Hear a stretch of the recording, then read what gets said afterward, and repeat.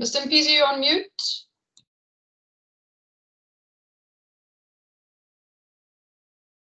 Sorry about that.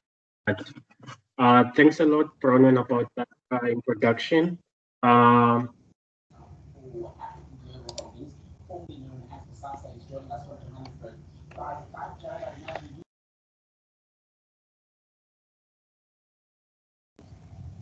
So what does this mean then for you as a business? For the African Global Group, it effectively means that the auction that transpired last year, December,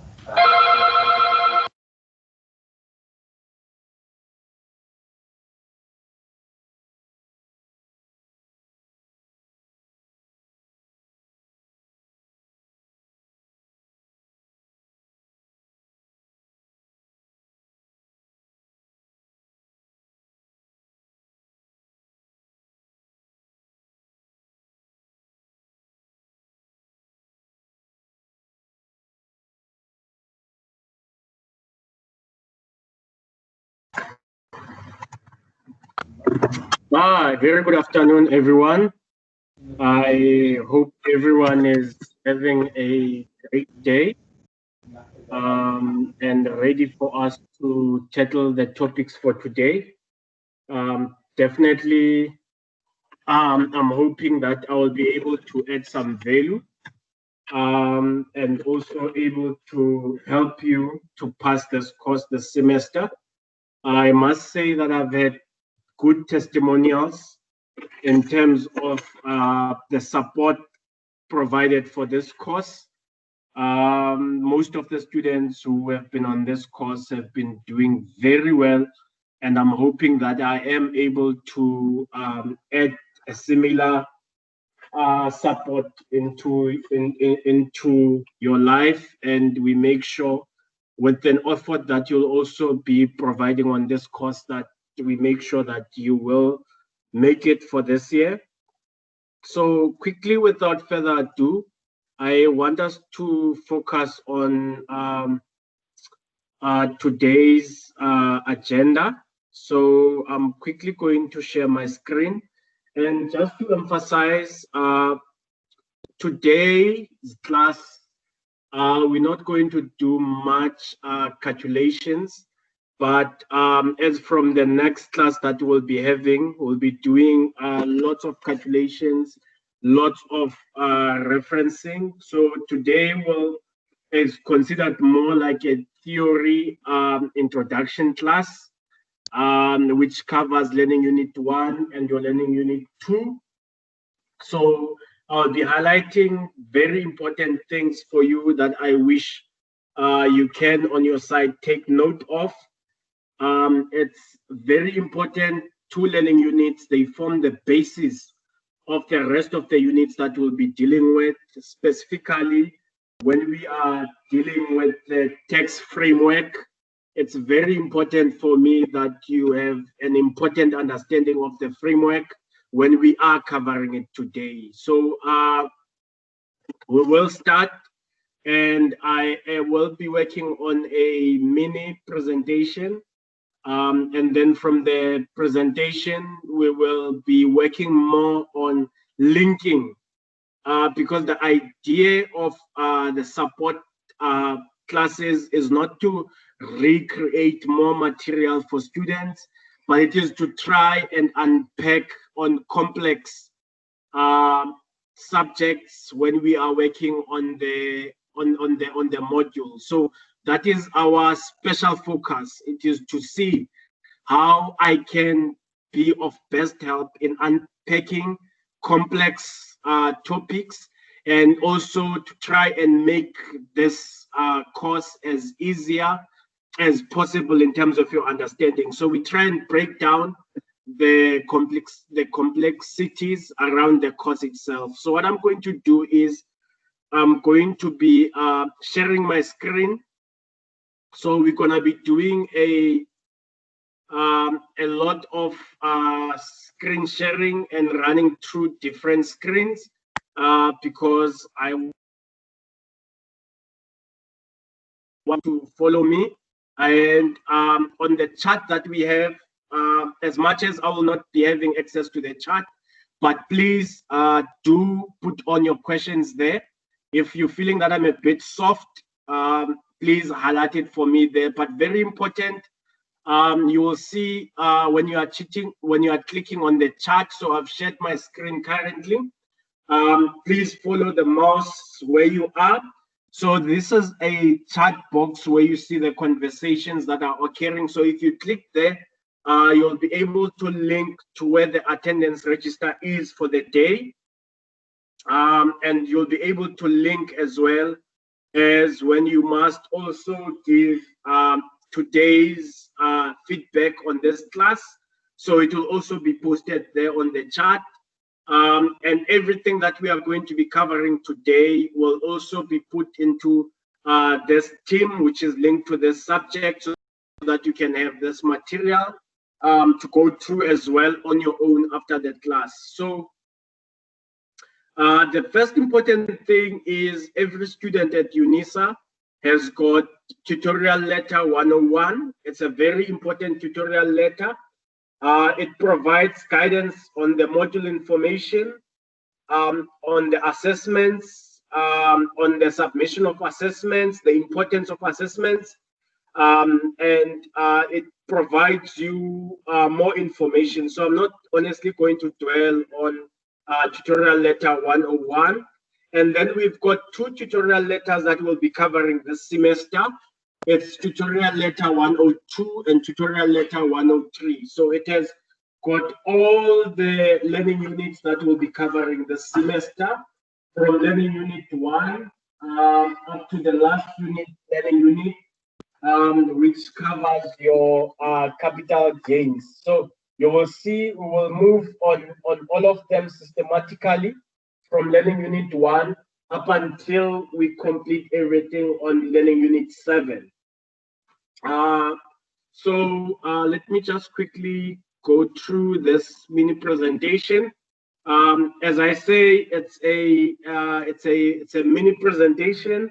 It really, I don't want you to focus on it, because what we are going to be focusing on more is looking at your tutorial letter, because that's what I don't want us to move from. It's looking at your tutorial letter.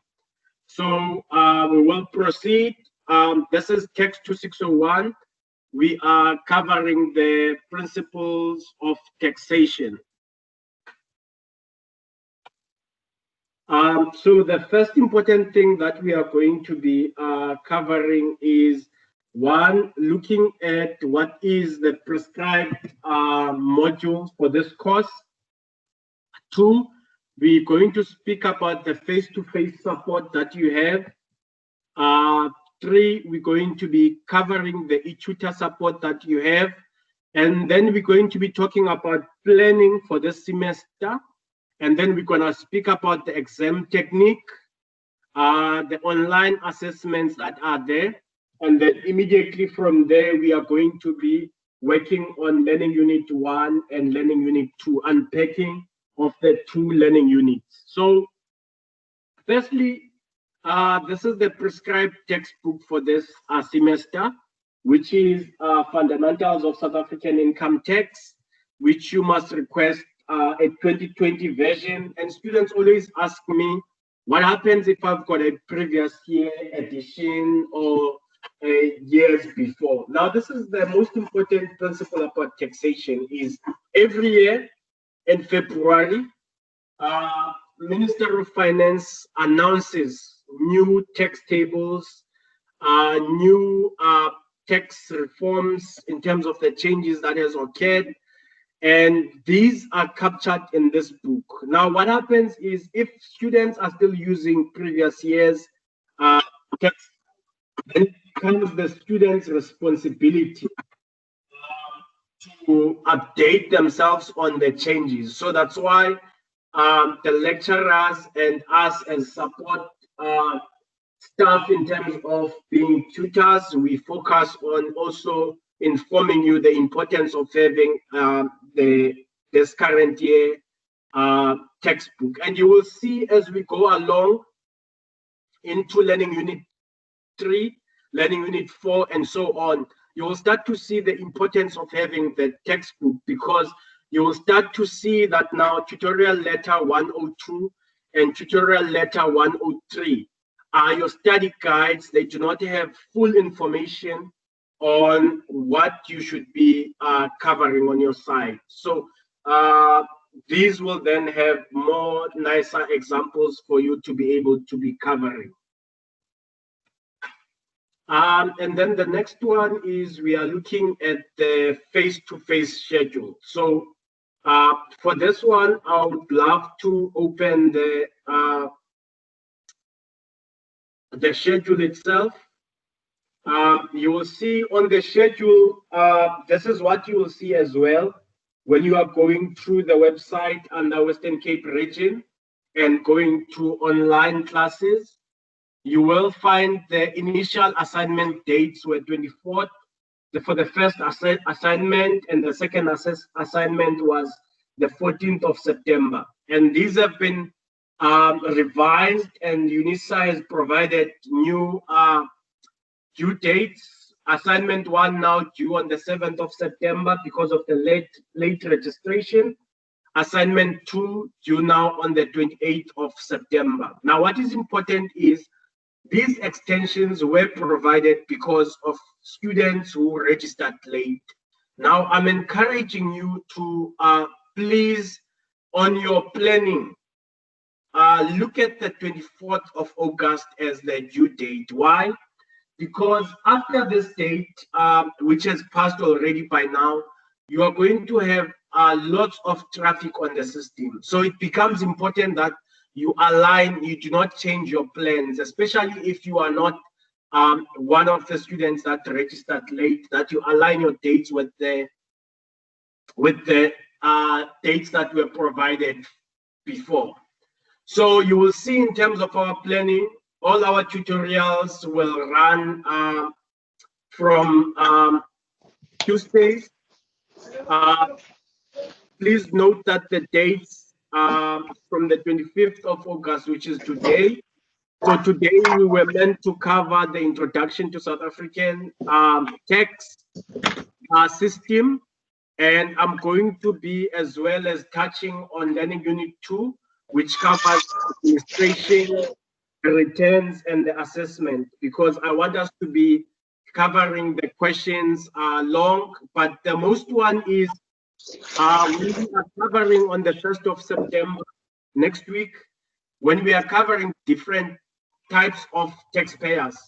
I want us to at least cover the work over 2 classes. So we'll cover it on the 1st of September, and we'll cover it again on the 8th of September. So every Tuesday, we'll be having classes, and on the future classes, we'll be working more on calculations as opposed to today. Right, so that is what I want to cover. So in terms of the e-tutor, you've got another support. So you will see when you are getting into your My UNISA and you click on the module and you look for sites, you will see one of the sites that you will have under TAX2601 will be the e-tutor site, which I am encouraging you to use as much as you can. At least this support is available online, and you can be able to refer to it going forward. Now, in terms of planning, I have provided you a schedule that begins today in terms of the support.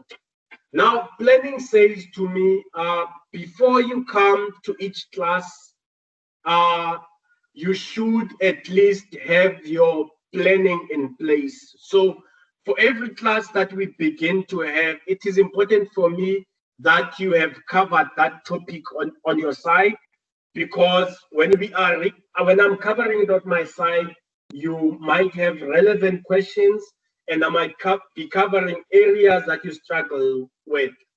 If you use the tutorial or the tutor to trigger areas that you must study, it's always difficult as a student to learn so much out of these tutorials. But if you study on your own, the topic that we are going to cover before we cover it. And when I'm covering it, it becomes easier for you to follow the principle and for you to be able to raise questions where you got stuck. In terms of the exam technique, I'm going to hold on this slide because I want us to recover this slide when we are doing the final class. So what I'm going to do on the final class is I'm going to run you through all exam papers and show you the principles, and not the questions that were tested, but show you the principles that were looked at in terms of setting those exams and how to reflect on those principles looking at the learning units. Now, another important nice to have is the online assessments. And if I may quickly go through the site, is you will notice here, you've got something written here, online assessments. Now, if you click on the online assessment, you will be able to see that per course, per study unit, you've got an assessment that you have. So this is a little nice mini reflection, just to have a self-assessment on your side and see how much you have covered, how much are you able to answer these questions. Of course, if you are not able to answer these questions, then it simply means you need to go through the material again. But here, the good thing is this is more computerized in terms of the system. So wherever you have gone wrong, the system will be able to give you what was the correct answer. So this is one nice support that you can also use. But most importantly, this principle I was given when I was attending my first class in my varsity days, and it has stuck with me, and I use it every time to encourage students that I meet for the first time. So the principle is begin with an end in mind. So what does this mean in summary is what we want to achieve for the rest of the semester, and how should your mindset be. So I am going to quickly go to the most important thing that I want to show you, which is what we want to achieve for the whole semester. This is the only thing that we really want to cover. And that thing is called Basic Framework for Calculating Taxable Income. We call this the tax framework.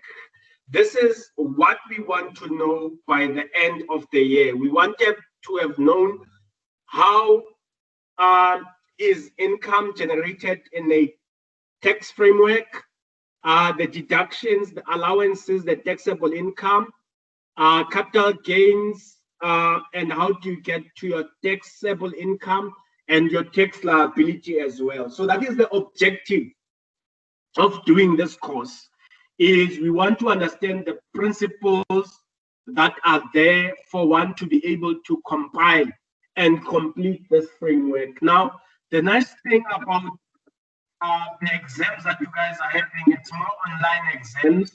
So, but we will touch each day on how you can be able to use the home advantage into preparing for these exams. So beginning with an end in mind, what is our end in mind is we want to know how to use the tax framework in our study units and eventually on exams, and how we can apply the information and how we can also know the principles behind the framework. So mindset of a taxation student. So I'm speaking mostly to students that have gone through accounting, that have done accounting before. When you get to taxation, one of the important things on taxation to keep in mind is you are not coming here as an accountant.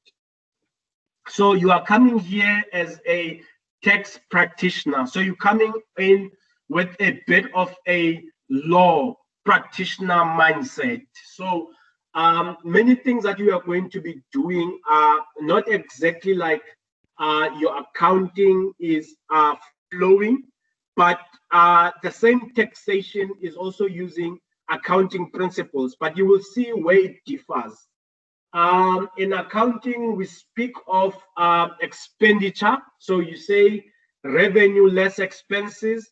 And in taxation, we do not speak of expenditure. We speak of deductions. We speak of capital allowances. We speak of income, which is considered as exempt income. But we will touch on that when we are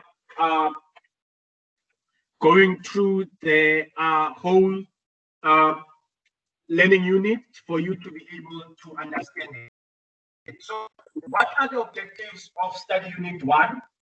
One is we must understand how South African tax system works.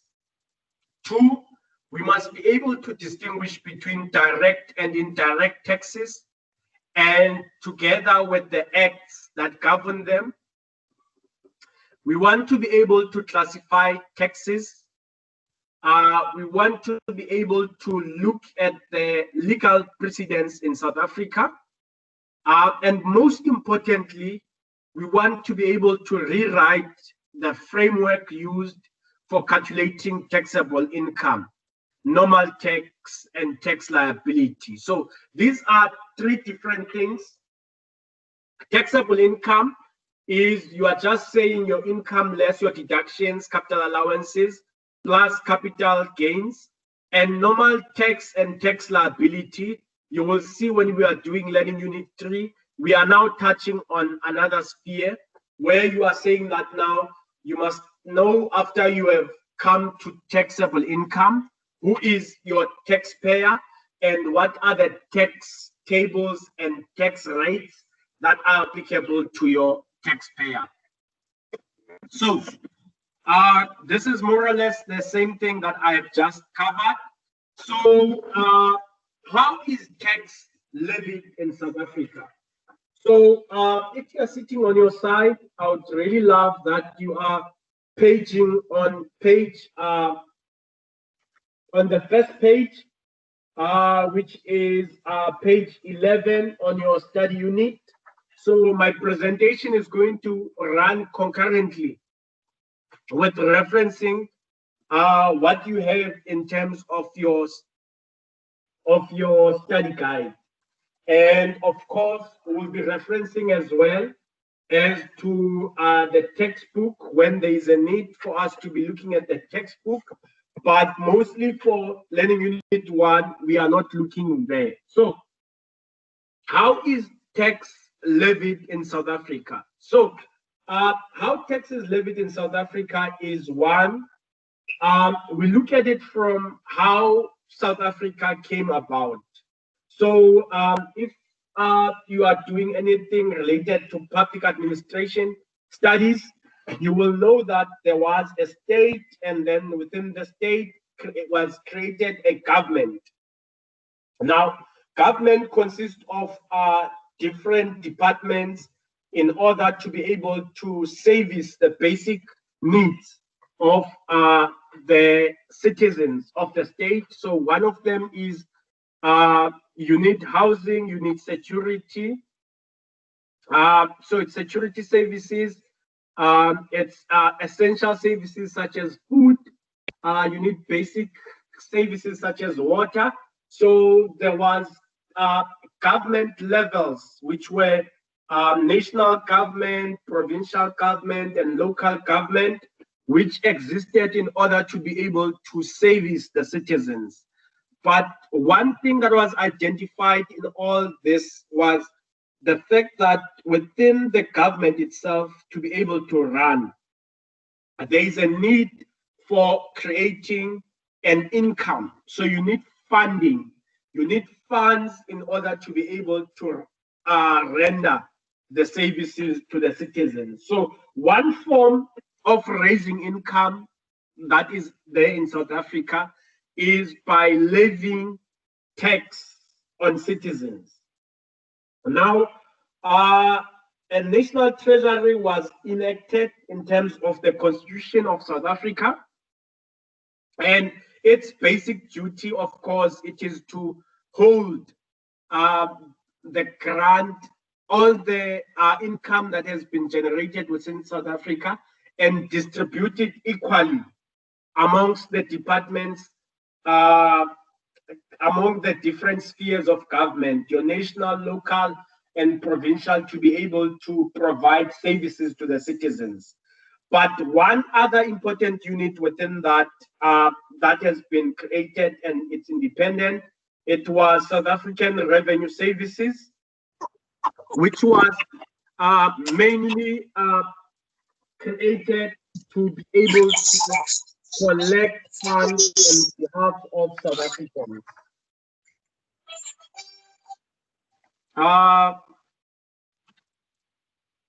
If I may just ask that person who just joined us if they can be able to quickly mute their mics, please. Thank you. That has been muted. So that is the most important part. Is then SARS was enacted in order to be able to start collecting taxes in South Africa, and after the collection, they then provide the funds to our national treasury. So one of the things that we look at now is what are the different taxes that are levied in South Africa. So the different taxes that are levied in South Africa is one, your income tax. And within your income tax, you've got capital gains. So if you've never seen how the Income Tax Act looks, it's a very thick book. A very thick book. It contains different sections. So you've got your income tax in it. You've got different schedules. Schedule 2, Schedule 3, Schedule 4, Schedule 5, Schedule 6, Schedule 8. And capital gains within the Income Tax Act is Schedule 8. So what is capital gains tax? So capital gains tax is a tax that is triggered by disposals of assets. So if you are holding shares, holding a house, holding a car, and you decide to sell it and you make a profit out of it, you pay what we call capital gains tax. But of course, when we are doing the study unit on its own, we are going to unpack on who is involved in all these. So if you are a person, how is capital gains tax levied to you? But basically, as I tell you, it's on disposal of assets. When you are disposing assets, and SARS look at two ways in terms of the disposal. So there is a voluntary disposal, which is you selling something, and there is a deemed disposal. So deemed disposal is when you are not really went to the market to dispose of the asset and sell it, but we look at other ways in which you have disposed the asset. Maybe you have donated it, maybe you have given it away to one of your family members. So it's looked in that way as to how is deemed disposal looked at. So you've got shares that are currently trading in the JSE, and you decide to give those shares to your children, your siblings, or your parents. So when you are disposing them, you are not selling them, but because you are donating them or giving them away from yourself, that is considered a deemed disposal. And of course, there's a donations tax act or schedule, donation tax schedule, which also looks at the donations from the other side. Then you've got what is called a turnover tax. So when we are doing study unit 3, different types of taxpayers, we're going to be covering the micro business. And when we are dealing with the micro business, you are going to learn a lot about the turnover tax. So if you are talking about other taxpayers, that you would be talking about taxable income. But when we are talking about micro businesses, we're talking about turnover tax. But we're going to learn more on this tax when we are doing study unit 3. And then you've got your dividend tax. Your dividend tax comes as a result of ownership of shares and the distribution of profits by a company. And then you would have your dividends being paid. And then there would be a tax on the dividends, which would be levied at 20%. And that tax is called dividends tax. And then you have your value-added tax, which is triggered by VAT Act. One of the important things, of course, is to note that many people are paying value-added tax, VAT, because it's an indirect tax. But you will note that in the 1st of April 2018, the government has increased the tax, which was normally 14% to 15%. And there were items which were initially, which had VAT before, and which have either gone and became exemption, where VAT is no longer levied. And one of them was sanitary towels. And there is more reviewing of more items to look at in terms of VAT, in order to try and support all the poor households which are not affording to purchase basic food such as groceries to be able to sustain them. So another kind of tax is your estate duty. Your estate duty is when someone passes away and they did not have a will, and lawyers who would, or maybe they had lawyers, they had a will in place, but immediately when you pass away, whoever is dealing with your matters, whether it be financial matters, ownership that you had before, we call that an estate. So in terms of the High Court, it would go through the Master of High Court, and there would be an executor appointed, either appointed by your personal lawyers or by the Master of High Court, who would be there to conclude on your estate. So there is a tax calculation there of income less expenditure as per the Estate Duty Act. And that is also levied in the income, and when the estate is calculated at 20%. And then you've got the excise duty and customs duty, more or less levied on import things that are coming to South Africa, which are levied, and there is standard prices, standard rates that apply in terms of the import duties, custom duties, and excise duties. And then you've got the transfer duty. So the transfer duty is also one of the important things that are covered by the minister each year. So each year the minister would cover as to how much transfer duty is payable. From what range? So previously there were it's levied on a property.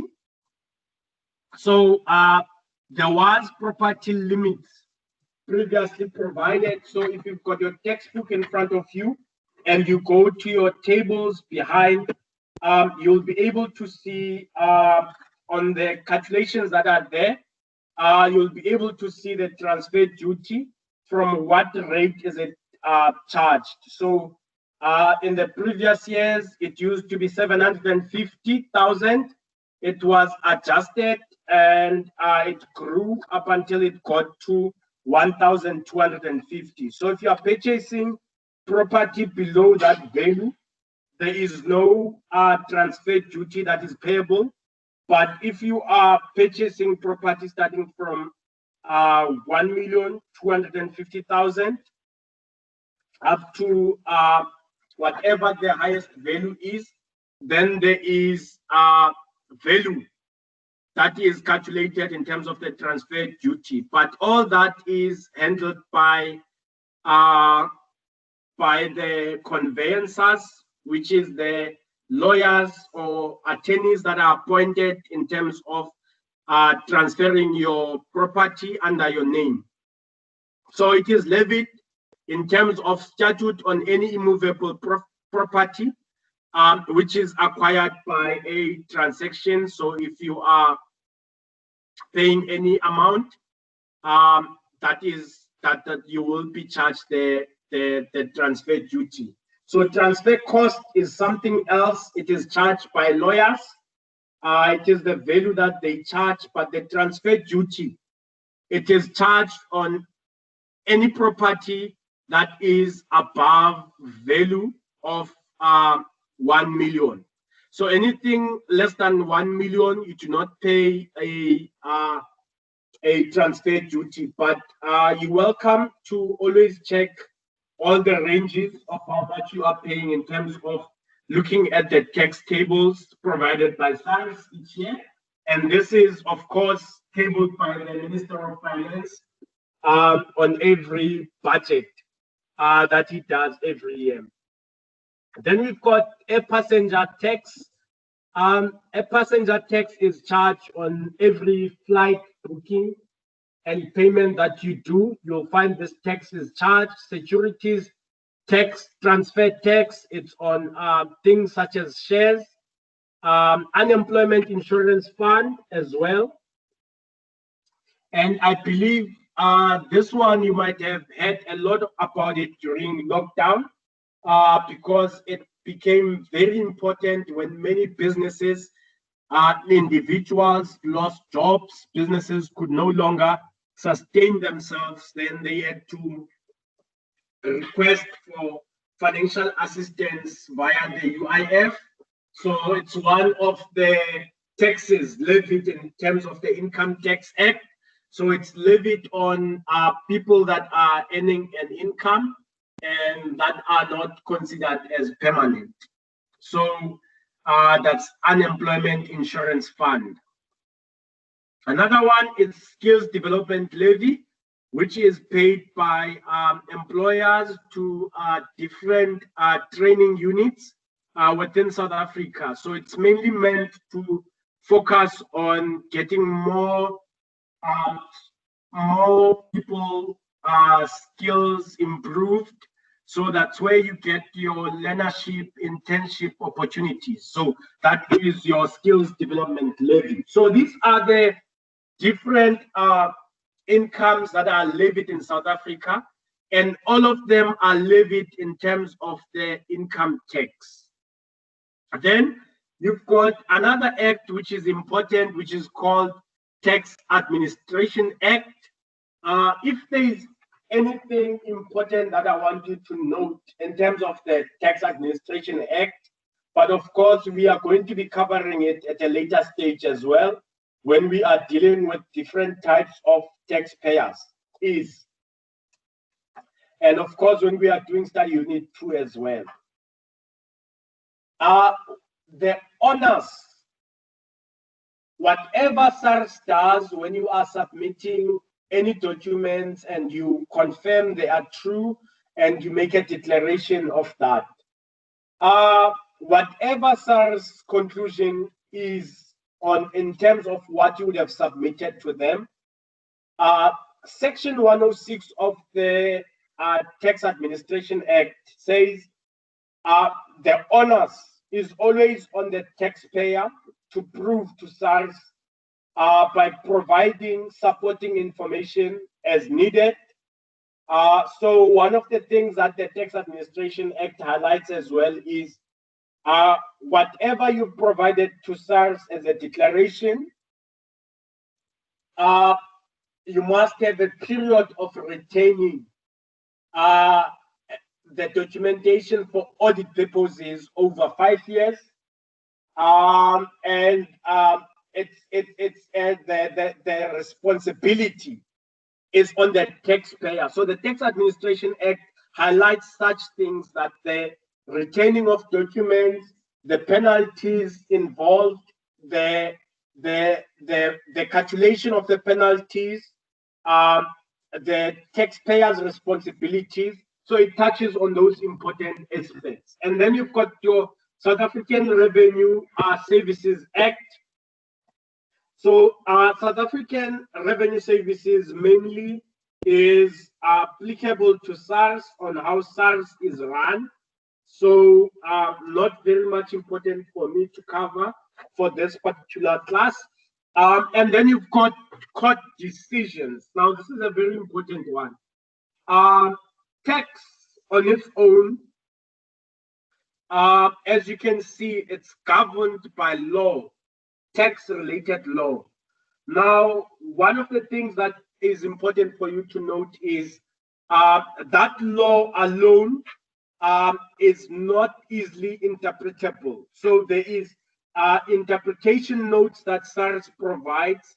There is court decisions which bind how taxpayers conduct themselves and how SARS itself looks at the submissions made by taxpayers.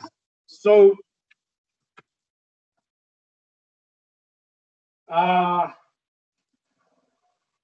so that is basically what we look at. So just to recap again on the Income Tax Act, each year the government ensures that they look at the acts and they update the acts through the legislature. And one important thing is the South African government year. It runs from the 1st of April to the 31st of March each year. It's in February that the Minister of Finance will table a budget. And we normally call that tabling of the budget speech.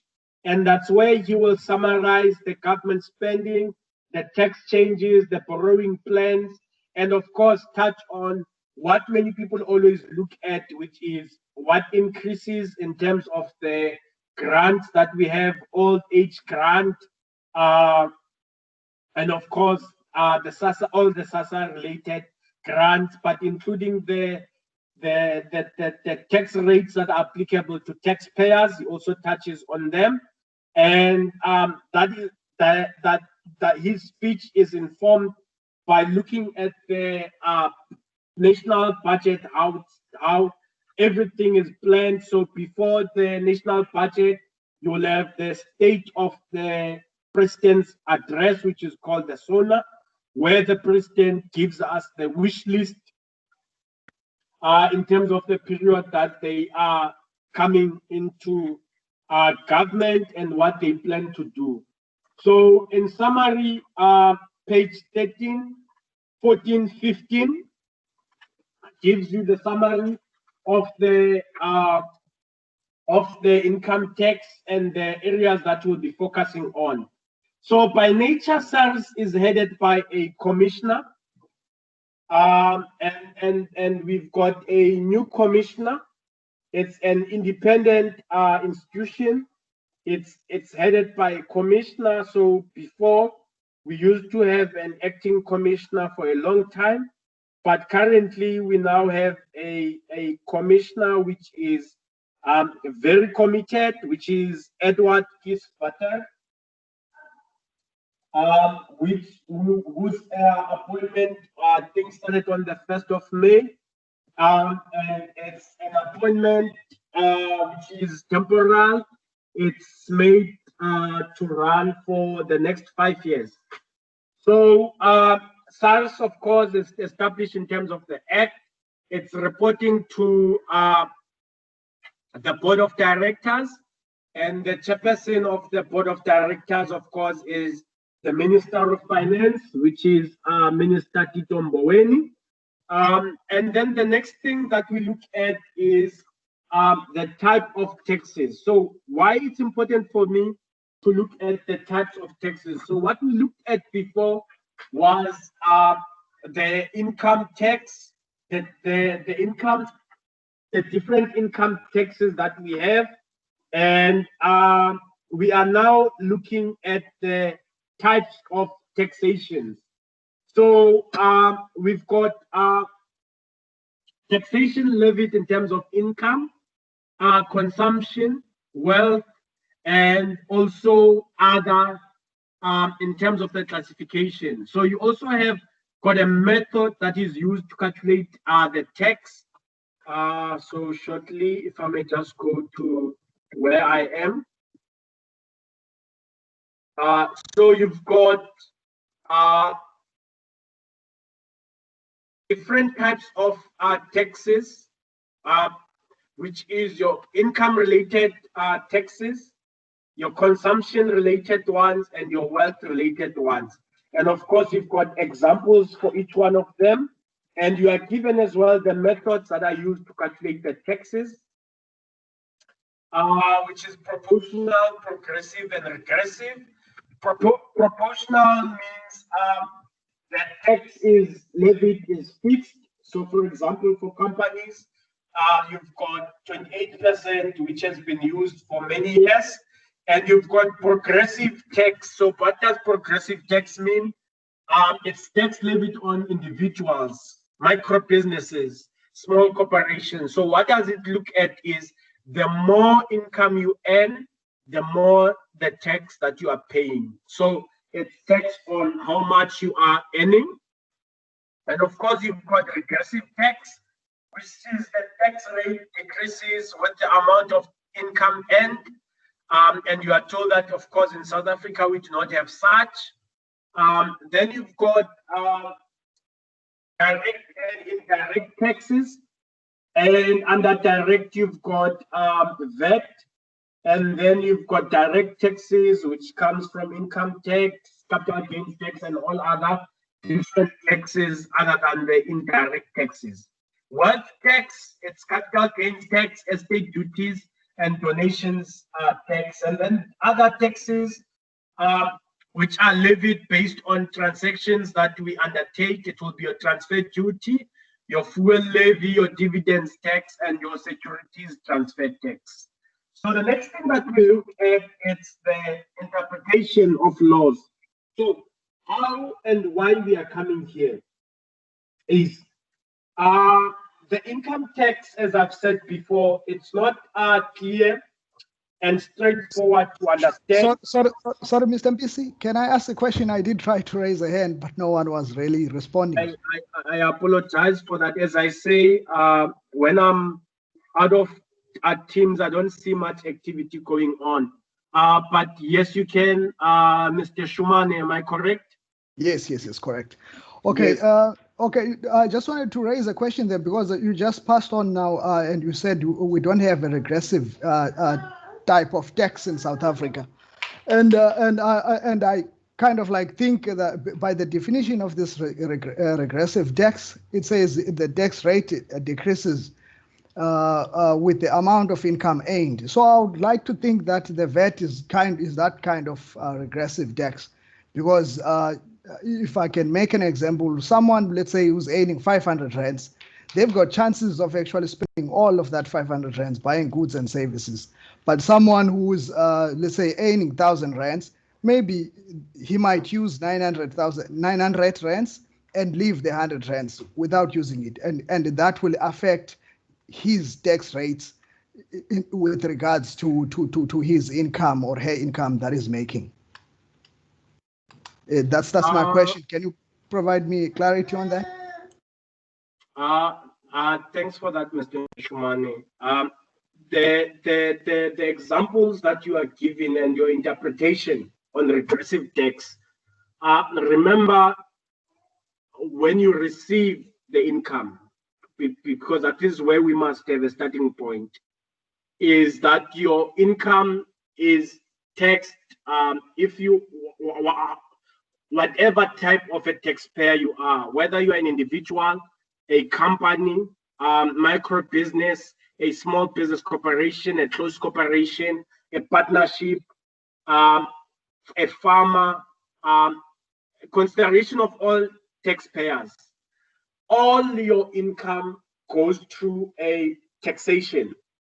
So the first taxation that you are going through is your, which is more direct tax, is you are going to be levied on the income which you receive in your hands, whether via a tax rate, which is related to company related, individuals related, micro business or small corporations related. So that is the first tax that you pay. It's a direct tax.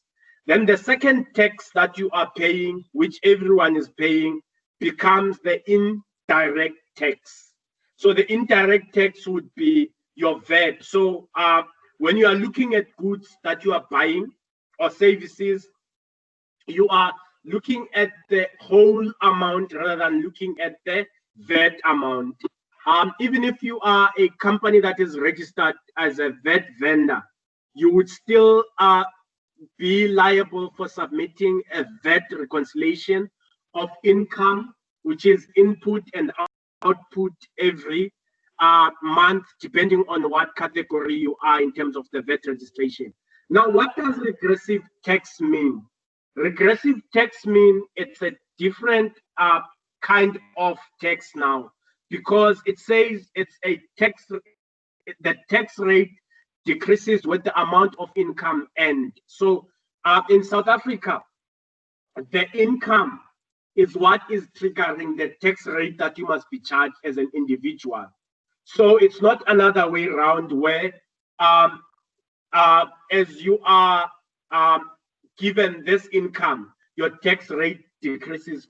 So for example, if I am earning per month 20,000 and per year 240,000, if another company appoints me and they are paying me 120,000, and on their payroll, when they are taxing me, they will be taxing me on the 120,000 that they are providing me. But when SARS is taxing me, they are looking at all the wealth that I have built within a fiscal year, within a year of assessment.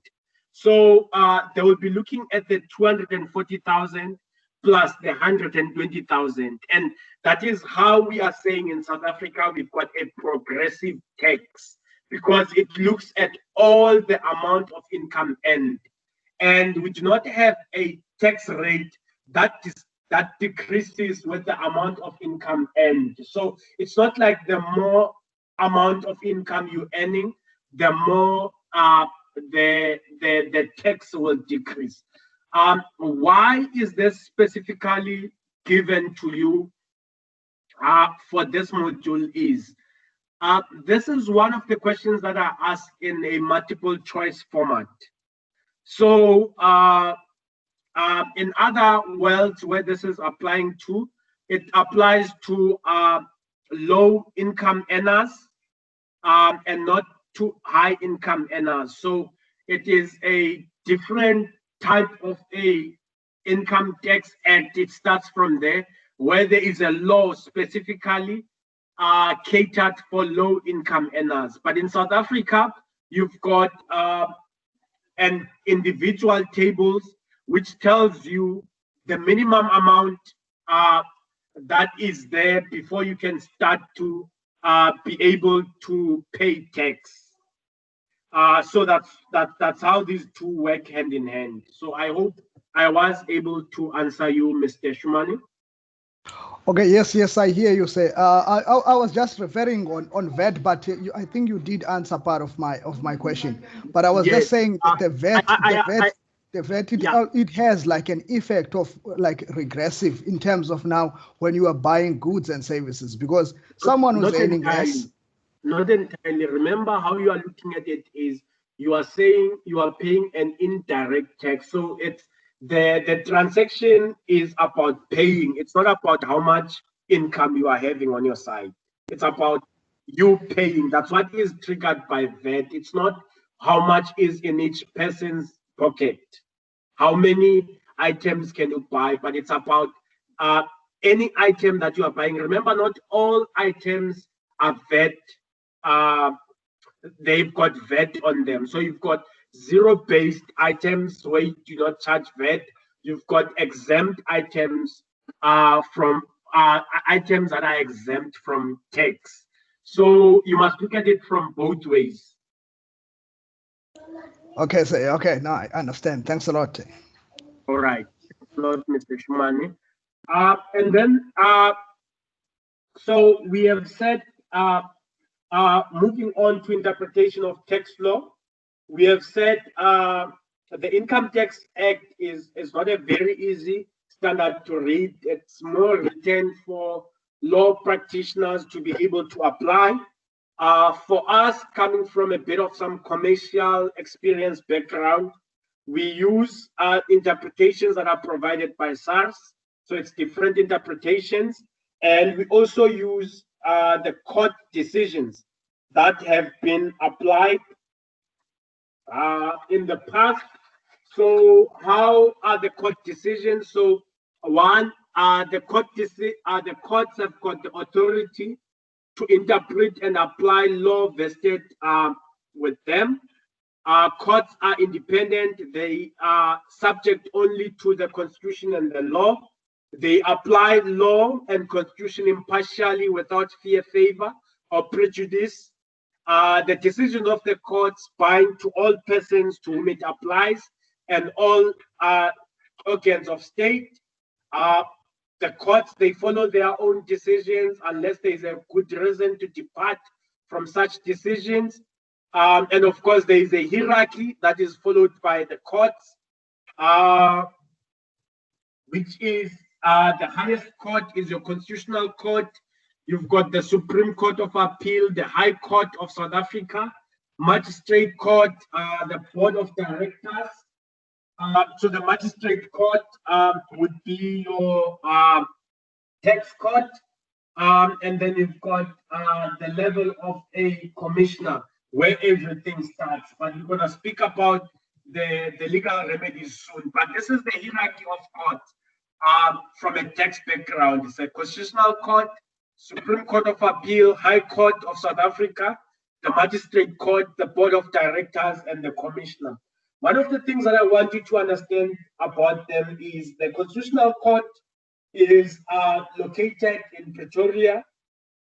And of course, the good thing now that we've learned about this pandemic is it's now located through connectivity. So everyone now connects from their own homes, who are the judges in terms of the Constitutional Court. So you've got different judges sitting on and making decisions.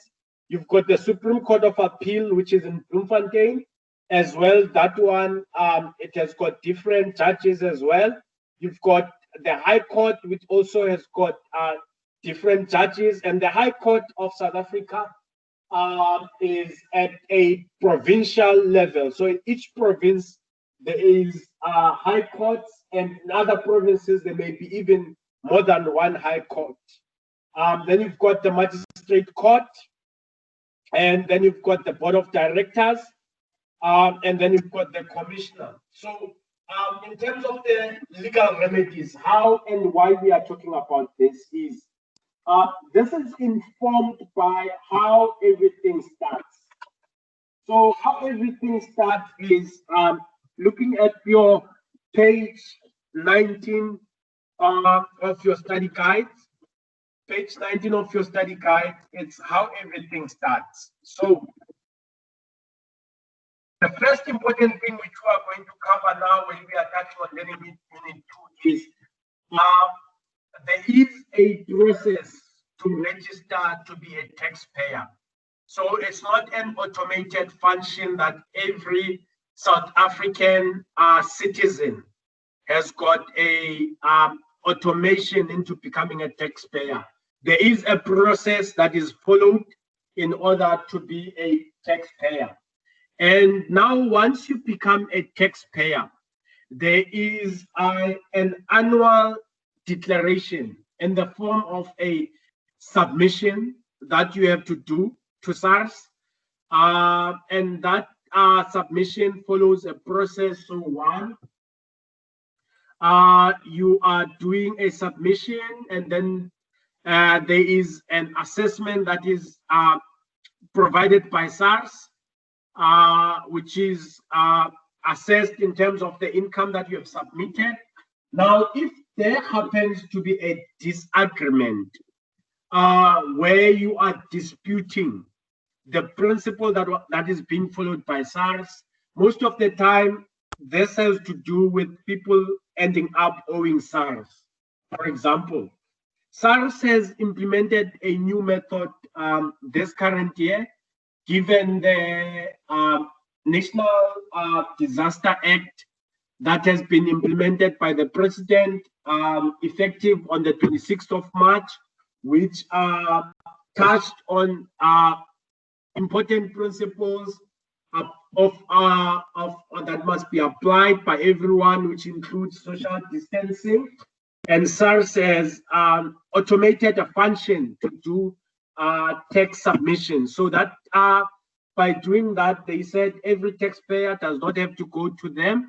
They will do their tax submission process, and then the taxpayer has got a responsibility of accepting the assessment that has been conducted by SARS. So if there is a disagreement that you have, you are going to be providing SARS, you're going to say you're not accepting, you're going to provide your different calculations. So most of people who would have a chance to do this, it's either if your RP5 was incorrect, that was provided by your employer, if you are salaried, if you are a business, you have not had a chance to claim and to correctly disclose your income, you've not had a chance to do your financial statement, so this is the best time.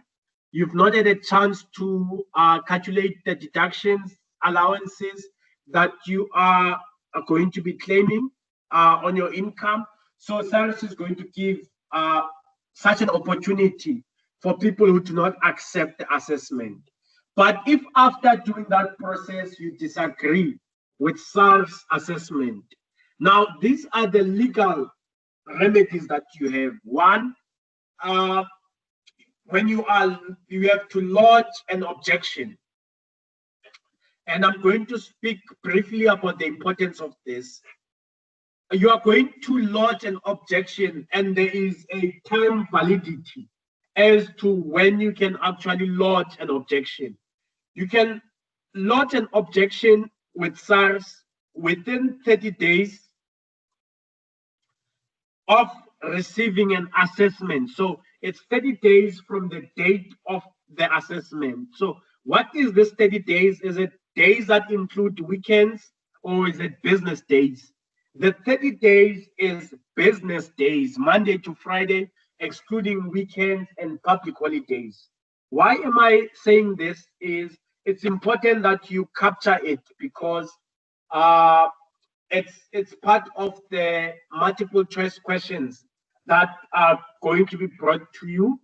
And of course, it might also be part of the assignments that you have been given as well. So that is important for you to understand. So I hope everyone has captured it. It's 30 business days. And the principle is, if you are unhappy with the assessment that has been provided by SARS, you lodge an objection. And the objection, you must lodge it within 30 days from the date of receiving the assessment from SARS. And in that period, you must complete a notice of objection. So the notice of objection, so there's different forms that are completed for different types of income. So you complete a notice of objection for personal income tax, for company income tax, and for VAT. And you complete what we call a alternative dispute resolution 1 form for pay as you earn, income tax for trust, donation tax, dividend tax, securities tax, alternative dispute resolution 1 form. So when you lodge the objection, these are the 2 forms that you can complete: notice of objection, alternative dispute resolution 1 form. So on the form, it's very important that you note this. On the form, you must capture the reasons why you are lodging the objections. You must reference to exactly what you are disagreeing with that SARS has assessed in their own way, and you must provide any related references. So income tax reference wherever, however you feel you were your calculations were not considered, or the amount that you are disputing was not considered. So that is what you look at. So from there, it's submitted to the commissioner, and the commissioner gives you a response back to say, the assessment that we did not make a mistake, so it remains as is. After that, you've got another 30 business days from receiving a notice of objection response. So when you receive the notice of objection, that date, you calculate 30 days from that date. You've got those 30 days to lodge an appeal. So when you're lodging an appeal, if you completed initially a notice of objection form, you're now going to complete a notice of appeal form. And for other taxes, you're going to complete a alternative dispute resolution 2 form, which you are going to state the reasons why you are unhappy about the decision that was made by SARS. So please note, in terms of the Tax Administration Act, the onus is on the taxpayer to prove to SARS why they think SARS is wrong. So this is what happens now. Your appeal goes to the tax board only if the amount in question is less than 500,000. And of course, the tax board consists of an advocate who is appointed, or an attorney, and if necessary, they look at the representation depending on what is the nature of the dispute. So it goes to the tax board, and the tax board looks at it. And if the tax board is supporting the commissioner, then they will give you their response, and they will tell you that they are supporting the commissioner. And on their response, you may escalate the issue now to the tax court. Remember, if it's above 500,000, it goes straight to the tax court. And in terms of the tax court, they look at the appeal, either referred by the tax board, or if it's 500,000, it would have come from straight from the appeal of the commissioner.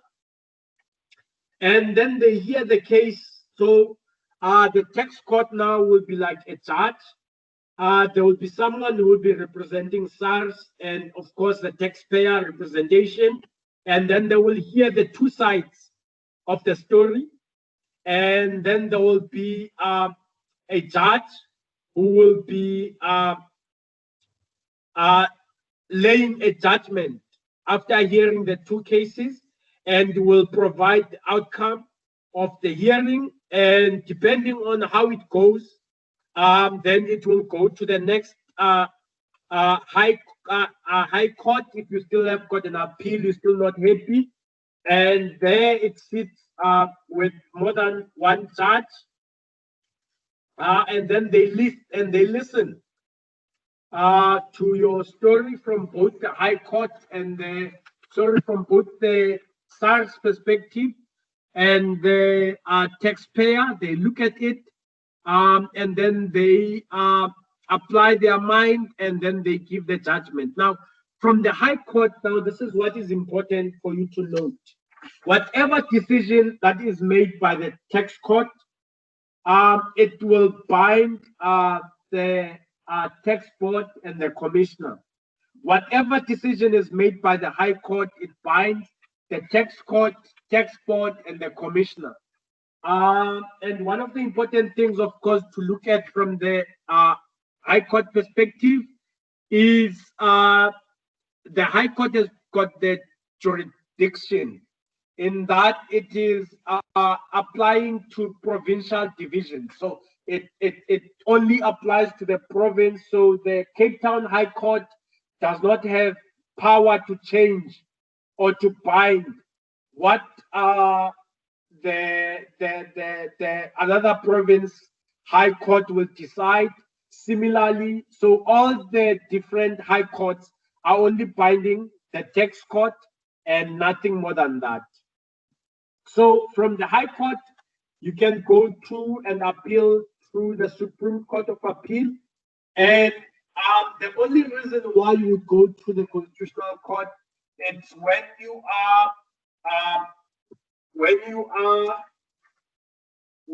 the element in which you are disputing has got a constitutional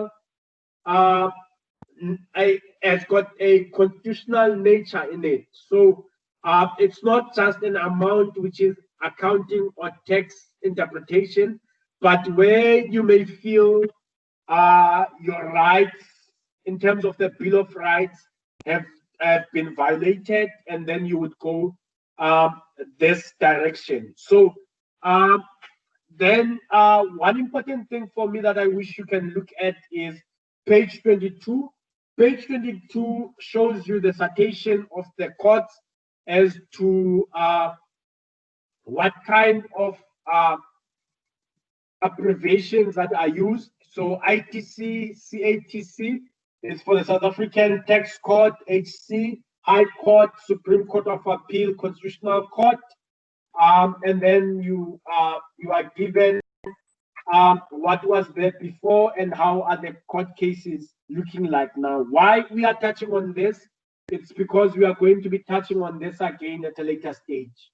Then we are looking at 1.5.4, which looks at service delivery and procedural issues. So we've got an Office of the Tax Ombudsman that is there to look after the interest of the taxpayers. So if you are feeling in terms of every processes that you have followed, your case has not been heard, you've not been given an equal chance to make a representation to your case, then you are going to speak to the tax ombudsman, and the tax ombudsman is going to be handling and helping you. They do not have much assistance to something tax legislation related. So they are looking more at the complaints in terms of service delivery. And you may as well as also touch base with the public protector as well, who also looks after the interest of taxpayers. And the most important thing to look at again is your basic framework, which is in using the taxable income.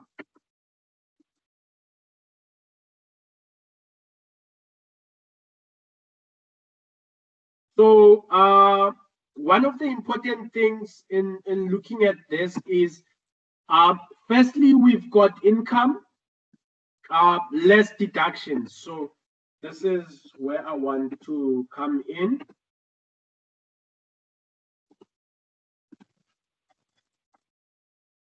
So this is where you've got your framework. So you've got income. Now, what is going to happen as we're discussing this more is when we are looking at income, you will see that we will cover this when we are doing gross income. And when we are doing gross income, we're going to speak about normal income. And then at a later stage, we're going to speak about exempt income. We're going to speak about special inclusions in terms of Section 1 of the Tax Income Act.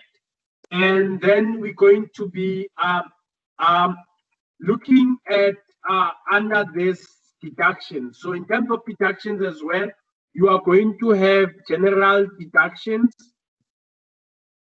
and then you are going to have special deductions. So we're going to be covering this at a later stage. And then, of course, we're going to be also covering capital allowances. And this in full word is called capital allowances. So you will note that we have got learning units from learning unit 4, where we're going to be covering gross income, deductions, learning unit 5, allowances, learning unit 6. And then we'll have taxable income,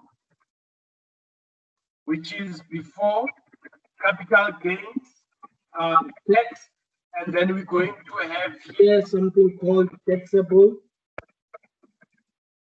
capital gain, and you will have an understanding why it's called taxable capital gain when we are doing learning unit 7, which covers this, and then you've got your taxable income. So basically, this is the structure that you have in terms of the basic framework for calculating taxable income. And then here, depending on the different type of taxpayers, which we are going to be covering on the next class, on the different types of taxpayers, then you will learn about the tax rates that are applicable, the tax rates applicable, and which informs the income tax liability. So that is what we're going to cover at a later stage in terms of the framework. But what is important for you to understand is you must be able to understand this framework. It's very important. It provides a solid foundation and structure to be able to do calculations, and it also serves as a skeleton in terms of understanding how we begin with an end in mind.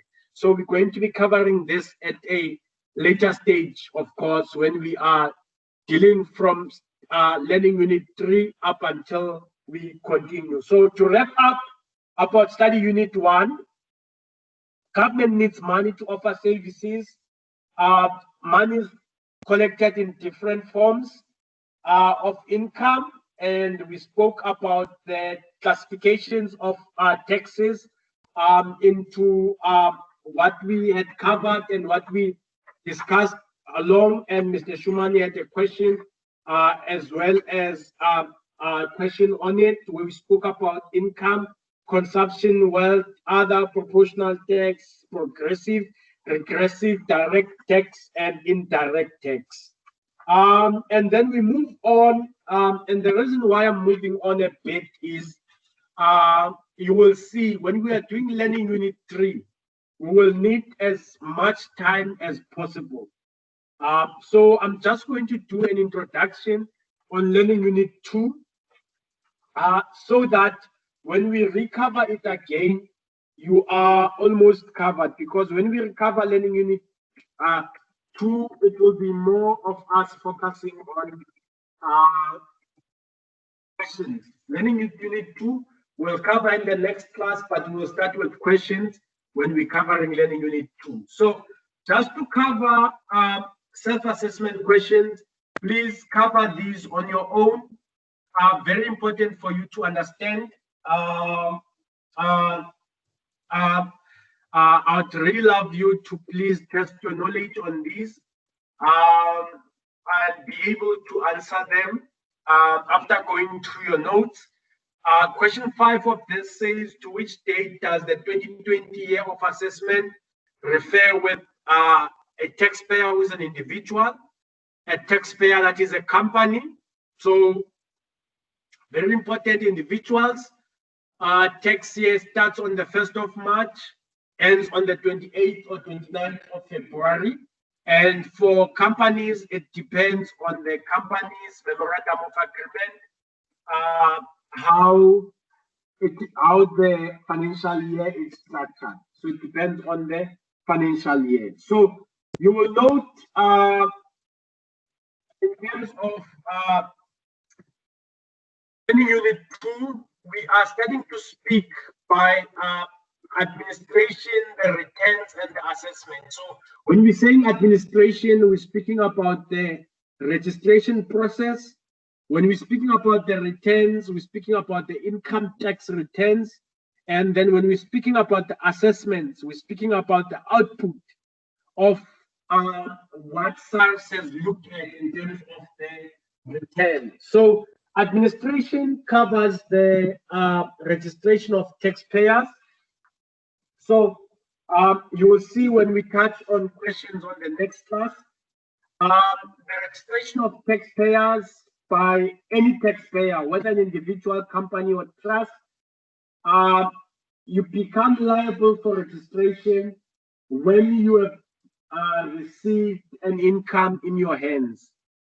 And the most important thing to highlight in terms of timelines, you must register as a taxpayer within 21 business days after knowing that you are going to receive an income, or after having received an income.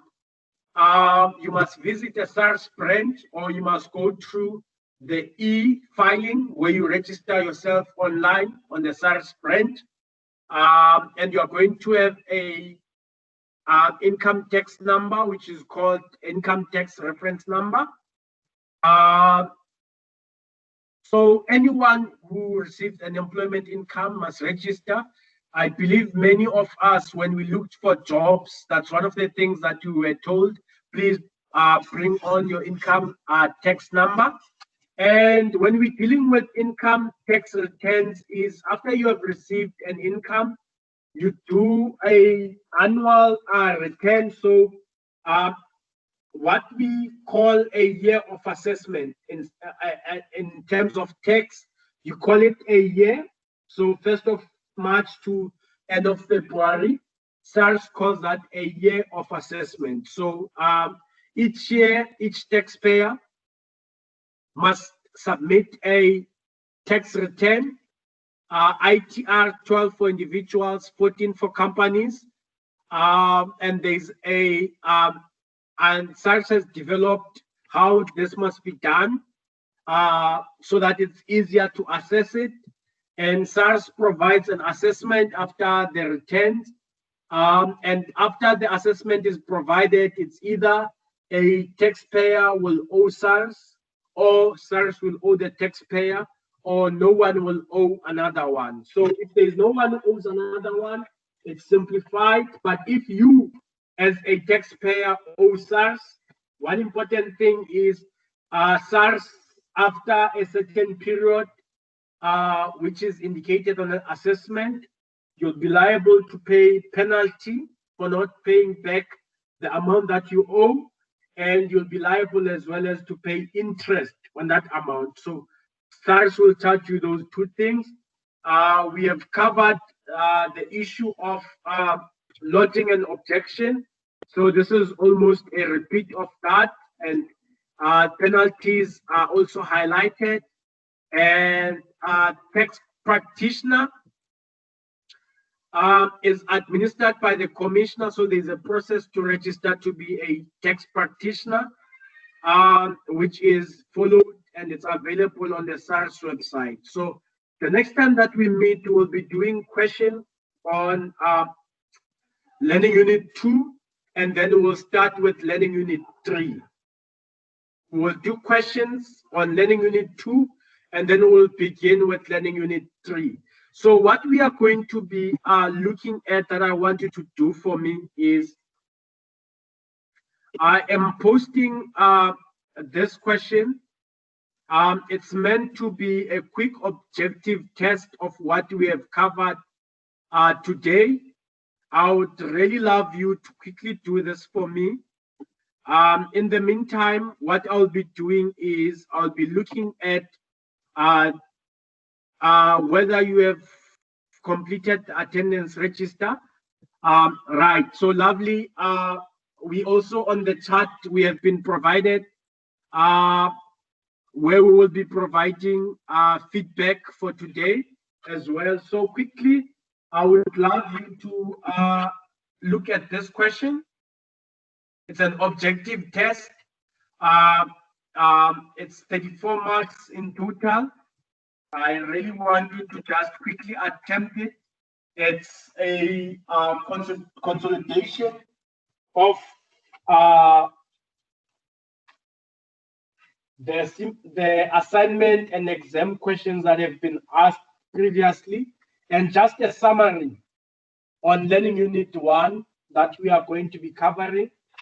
And then when we are meeting the next time, I want you to come prepared for us to be, for you to know that on the last 10 to 15 minutes, this is what we will always cover, an objective test. So I'm just going to quickly take a breather whilst you are busy compiling for me the answers for this one.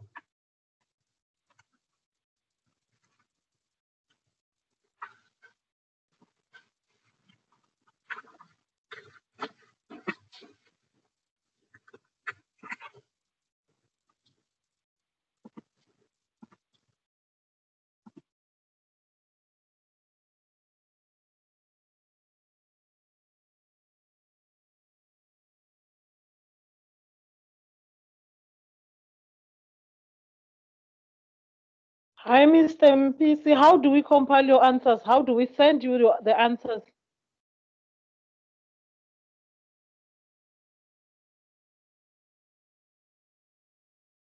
Sorry, I was muted. Sorry, just quickly write the answers on your side. So I'm just giving you 5 to 10 minutes, and then we're quickly going to discuss them. But on the next classes that we are going to be having, I will be providing you solutions, because on those questions, there are more calculations and more principle related. So this one is just more of a recap, and I just want you to get you into that space of being able to answer a objective test. So the next one, it's more principle related. So I will provide you a solution for that one.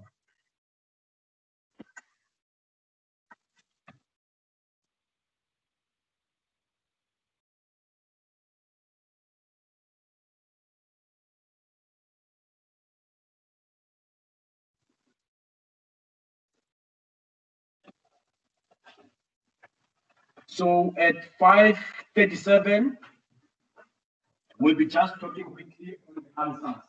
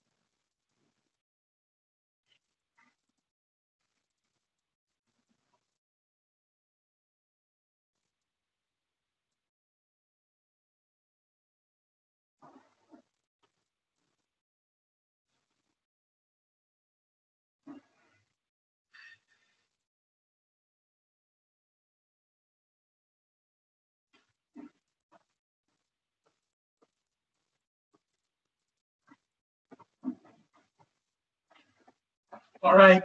I'm trying to quickly think. There are those who are using their data for this exercise, and in trying to, but I will avail this on this class, this objective test for you to also go through in your own time. So for the sake of trying to relook at those who are using their own data for this exercise, which is costly for them, and of course, for me thinking that we need, I need you for most of the next classes, so it becomes important that we discuss these things now. So what does SARS abbreviation stand for? South African Revenue Services.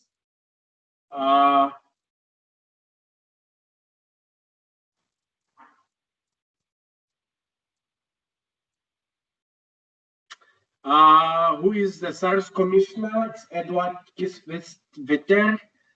How is South African government generating income for providing services? Is by levying tax, at least 5 taxes that are levied in South Africa. We've mentioned them from the income. When we started, it's the capital gains tax, skills development levy, unemployment insurance fund, pay as you earn, donations tax, dividends tax, value added tax, redraw the framework for calculating taxable income. I hope you can be able to draw this framework. Legal remedies, please note what's very important on the legal remedies is for you to understand the 30 business days that are important when lodging an objection and when lodging an appeal. From what date to calculate the 30 days was from the date of receiving an assessment. When lodging an appeal, from the date when you receive a response for the appeal. So that's what is important for me when discussing legal remedies. So how many days taxpayer has for the notice of objection? 30 days. What are the name of forms used to lodge an objection? Notice of objection, alternative dispute resolution 1 form. State the type of taxes for each form, so you can be able to go through your study guide and be able to remember these. But it's very important for me that you highlight everything that we've went through, especially where I've done a lot of emphasis, because that will trigger you when you are studying, preparing for exam, and also for assignments as well. So the types of taxes that are involved in each form, ADR and the NOO, it's important that you are able to distinguish. Please state the type of taxes for each form. What do the following abbreviations stand for? SATC, South African Tax Court, HC, High Court, SCA, Supreme Court of Appeal, and the Constitutional Court. And that almost brings about us to an end for today's class. So what I am going to be taking questions for today's session quickly for anyone that has got questions. But the most important things that I must highlight is please do not forget your assignments. Very important. If you have not been able to submit the assignment yesterday, make sure that you complete it soon. And for submission, make sure that it is completed before the 7th of September. Make sure that you are studying consistently before each class. So the next time that we meet, when we are touching on different types of taxpayers and doing questions on the administration, returns, and assessment chapter, learning unit 2, we'll be dealing more with many principles. Hence, I am going to spread learning unit 3 over 2 sessions. It's because there is an important session on learning unit 3 that I would rather that we focus on deeply, because it's students' weaknesses, and that's when we are talking about the type of collections tax and the principles that are involved there. So we'll touch on that when we are doing study unit 3. But for the next class, please prepare study unit 2 and prepare a bit on study unit 3. We'll be doing a lot of questions, a lot of practicals, and lots of principles unpacking. So the next time that we meet, we'll be meeting on Tuesday. And next week, Tuesday, will be the 1st of September. Of course, when we open spring, that's when we'll be meeting.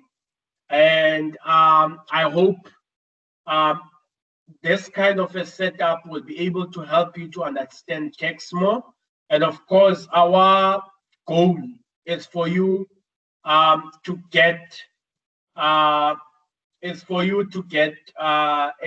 distinction. So we're not just planning for you to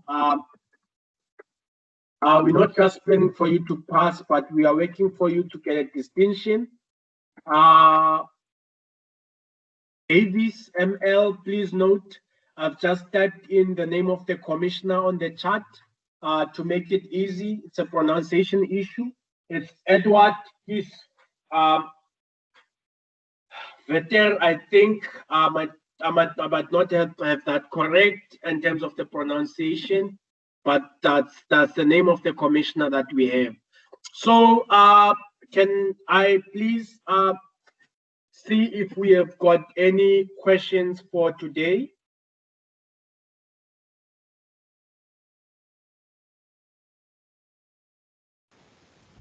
Hi, Mr. MPC. My question is about the textbook, the prescribed textbook. Can we still use the last edition? All right. Not the current one, and if yes, what is the difference between the two? Thank you. Right. If you remember what I said earlier was the reason why the textbook is updated each year. There's a different edition each year. It's because of the budget speech that is tabled by the Minister of Finance, which has got changes on the tax rates, transfer duty, and these tax rate changes will not be there on your textbook of the previous year. It applies to different taxpayers. Fortunately, no change for the companies, but for individuals, micro businesses, small business corporation, there is always changes, and it's important that those changes you are aware of. So in terms of principles, there's nothing that changes, but what changes, it's the tax rates that are there, which you might need to be familiar with. So from a cost perspective, I can already tell you that if you already have purchased the textbook or are holding it from the previous year, what's important for you, it is to have the changes, which is tax rate changes, tax tables, and the transfer duty limits, which is what changed. Thank you. And of course, the question, yes, proceed. I just wanted to find out, this tax table, it is not there in the study guide that UNISA is giving us. No, it's not there. It's not there. Okay, that's all right. All right, thank you. Tikeledi, You had a question? No, you already answered me. You said it's not there in the study guide. All right. Okay. Thanks. Noted. Thank you.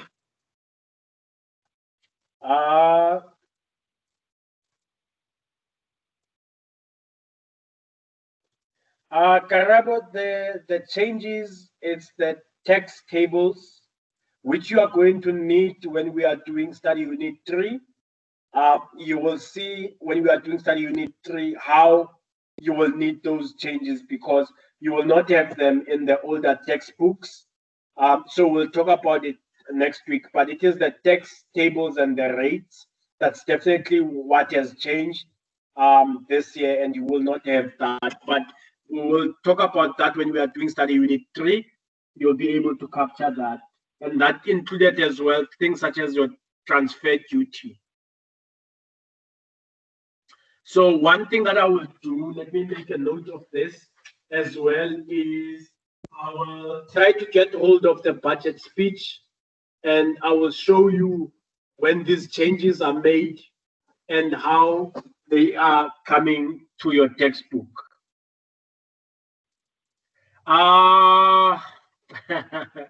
You do not have to know the text tables and rates by heart.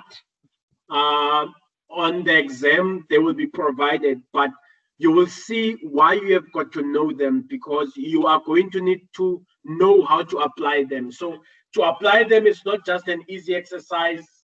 You will see as we are going through study unit 3, what's the importance of you needing to know about these text tables and rates. Mr. Shumani? Okay, I just wanted to just add on your information. There's a student that was looking for a text table. I just wanted to say they are accessible on SARS as well website. That's if really you can't afford the textbook.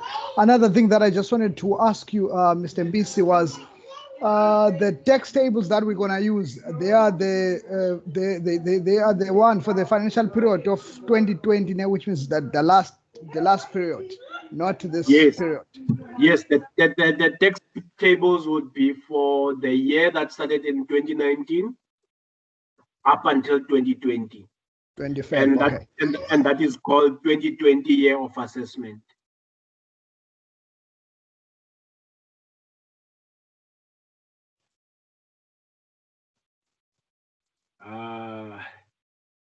All right, and Sam Kelisiwe has provided contact number, and she says she has a PDF for 2020 if anyone needs. So I am glad that we are able to help with each other. We are able to help each other. Can I see generally if we've got more questions? But the next class that we are meeting, please note that we'll be doing a little bit of calculations. So at least please have next to you your textbook, have next to you the text tables, because those are the 2 things that we'll be applying the next time that we are meeting. Please have a great evening. We'll meet next week on the 1st of September from 4 o'clock to 5:30. Thank you very much.